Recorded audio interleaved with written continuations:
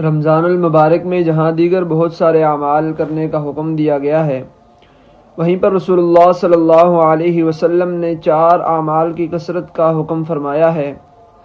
صاحب مشکات نے اس روایت کو ذکر کیا ہے۔ اس کے ساتھ ساتھ سلمان فارسی رضی اللہ تعالی عنہ شعب الایمان میں بیان کرتے ہیں۔ دیگر حدیث کی کتب میں اس روایت کو ذکر کیا گیا ہے کہ رسول اللہ صلی اللہ علیہ وسلم نے فرمایا 4 چیزیں ایسی ہیں کہ رمضان المبارک میں جن کی کثرت کرنی چاہیے، ان میں 2 چیزیں جس سے اللہ کی رضا حاصل ہوتی ہے، اور جو 2 چیزیں ایسی ہیں کہ جس سے کوئی انسان بھی بے نیاز نہیں۔ اس میں پہلی چیز وہ ہے جس سے اللہ کی رضا حاصل ہوتی ہے،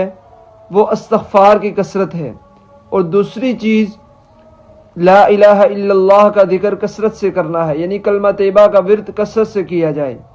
اور 2 چیزیں جس سے کوئی انسان بھی بے نیاز نہیں، اس میں پہلی چیز وہ جنت کا سوال ہے کہ رمضان المبارک میں کثرت سے جنت کا سوال ہونا چاہیے اللہ رب العزت کی بارگاہ میں،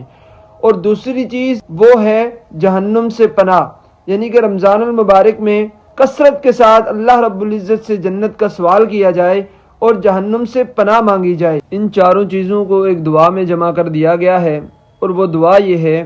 کہ لا الہ الا اللہ استغفر اللہ اللہم انی اسألک الجنت واعوذ بک من النار۔